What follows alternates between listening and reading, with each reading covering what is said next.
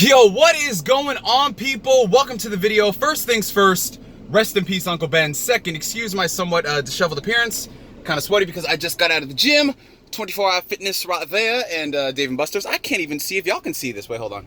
Let me try to angle it. Nah, failing as usual. You see, this is what happens when you don't whip out your actual camera, but what can I say? Master of minimalism strikes again. Put me in Avengers 4. I'll defeat Thanos my damn self. Anyway, so the topic for... That's right, you better not screw with me, autofocus. The topic for today's video. What is today's day? Today is Sunday, right? June 24th?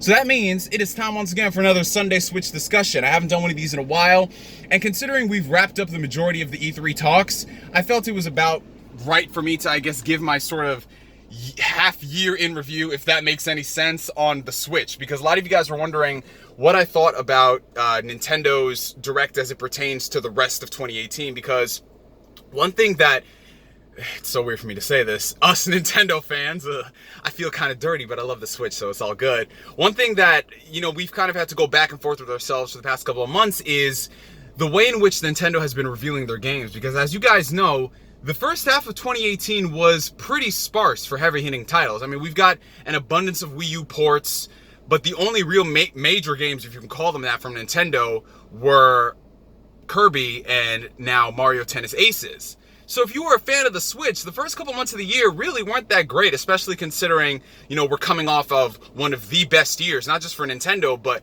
best years in gaming, especially for the launch of a system. So E3 was like really the event where everyone was like, okay, Nintendo has done all these mini directs. Obviously, they didn't show much there. They want to save all the big guns to E3, right? I mean, that's what they did last year. They showed off Metroid Prime 4, so logic would dictate this year we'd get more gameplay of that, more gameplay of Bayonetta 3, and who knows, we might get a tease for the next game, 2019 onwards. Who knows? Could be a Star Fox or something. F-Zero, fingers crossed, but Nintendo didn't do any of that. In fact, Nintendo didn't do anything that we actually anticipated. Well, they did one thing. They talked about Smash Bros., which, if you're a fan of Smash Bros., that Nintendo Direct was literally all that. It was just Smash Bros. I know they unveiled a couple of things like Dragon Ball FighterZ coming to the Nintendo Switch, Fortnite, yada, yada, yada. But to be honest, most of those things were not only expected, they were also leaked. And come on, let's be real. Those are not bombshells that you bring to E3. So in terms of their E3 offerings, Nintendo was pretty lackluster. They didn't really bring their A game, in my personal opinion, especially considering last year they had a great show. Now, that being said, while Nintendo's E3, in my personal opinion, was kind of lacking, there are a couple of things that I guess have to consider going into the future. Nintendo, like I always say, dances to the beat of their own drums. Whether we want to like it, we got to admit to that. We have to admit that Nintendo does things their own way, so they are predictable, to say the least. And sometimes that works in their favor, sometimes it doesn't. In a lot of cases, it doesn't work in their favor. So E3 is not like their opportunity to show what they've been working on. They could literally drop a Nintendo Direct on the second Tuesday of the month, and it's just like, hey, here's all our biggest games coming out in 2019. But it's like, wasn't E3 last week? You guys you get what I'm saying? Nintendo was weird like that. So who's to say in the future, in the next coming months, we might see a couple of those games. We might see more gameplay because they don't have to, I guess, limit it to one time per year. They could just come out here and have like a bevy of gameplay for Metroid or Bayonetta or Fire Emblem, you know? And that's, on one hand, the cool thing about Nintendo, the fact that you are able to get those directs that are game-specific. You know, not a lot of companies do that. Usually you have to wait until one of these bigger trade shows, and in some situations, those demos are like, what, 2 to 3 minutes long? Or in some cases, they're 30 minutes of something you didn't really want to see. And even more of a case why sometimes E3 doesn't work out in your favor, you could have a game that looks somewhat interesting, and then you find a way to make it boring. Anthem. So that being said, we have a lot more opportunities. Now, playing devil's advocate, being the most critical Nintendo fan on YouTube, let's be real. Nintendo cannot do that shit they did last year with unveiling Metroid Prime and then come here and say that we don't think that E3 was really the best place for us to show this shit. Nintendo, and their fans have been saying for the longest time, we don't want to show games that are early in development. We don't want to show games that are 3 years out.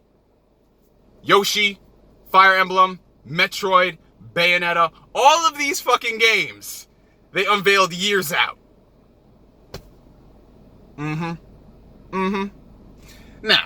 enough of that nonsense for one day. Why am I not as pissed off as Nintendo as I would have been? Like, if this were the Wii U, of course I'd be making rant videos like, oh man, you know, screw Nintendo and this nonsense, this, that, and the third. I'll tell you guys the reason why. Because the Switch has shit to play. It does. Whether they're games to your liking, whether they are Wii U ports or not, whether they are third-party games that are coming to the platform late, the Switch has support, and that is something that I enjoy.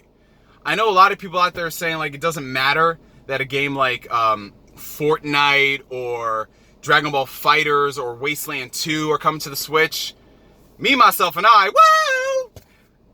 Personally, I'm there for that. I'm there for all of these games because it's going to keep me entertained. Would I have loved to play Fire Emblem this year?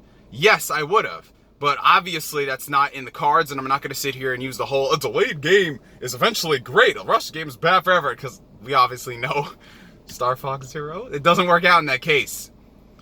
And then again, maybe we would want Fire Emblem to be delayed, considering that Treehouse is doing the localization for that.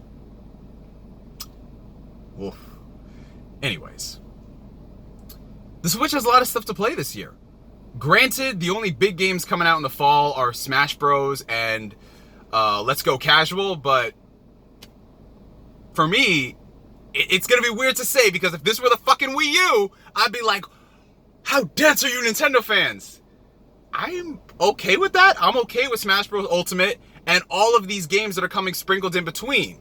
Because, guys, like, I think you have to own the Switch to understand why some of this is okay. Because even though I'm a multi-platform owner, I own a PS4 as well, I'm kind of okay with this month in particular being Mario Tennis Aces, Wolfenstein 2, Crash Bandicoot, Inside, Limbo, and then next month, Octopath Traveler. Like, wow. And then what else you got? Dark Souls Remastered. And then like August, we got Monster Hunter. And then like I think September or the fall, we get Wasteland 2. Obsidian made that. So fingers crossed, another Obsidian game will come to the platform. I'm not gonna say the name. Y'all already know this right now. I need to take a trip to Vegas soon. Anyways, like for me, it's kind of okay. Because I love all of these Switch games that are just dropping randomly in between. You know, it's like, literally, you wake up one morning and it's like, oh shit, that thing is coming to the Switch. Watch me wake up one morning and it's just like, hot damn, Nier Automata, launching on Switch in 2 hours. Alright, man. So, for me, it's just, I don't know, man. I guess if someone had a PS4 and they bought all these games on PS4, they'd be like, damn, the Switch 2018 is shit. But for me, it's cool because there's support, which is something that the Nintendo systems haven't gotten, at least the consoles. And, yeah, 2019, we obviously know all the bigger titles are going to be there. And if they're not, for whatever reason, we got to start pointing fingers. Well, I ain't about to please understand nothing. Anyways, that's the end of today's discussion, you guys. Random topic for the video. Do you guys pimp out your keychains? Like, this is my keychain right now. I've got the Captain America shield. Of course, I got Mjolnir. I got to get a Stormbreaker one as well, but I think it'd be too OP because I already got the Keyblade on here. Which Keyblade is this, y'all? So, if I had another one of those, like I said, cast me in Avengers 4, Master of Minimalism. I'll defeat Thanos my damn self. For now, my name is NGS, signing out like always. I hope you guys have a fantastic Sunday. If you're watching this on Monday, have a great week. Catch you guys later. Left-handed spear gun. Peace.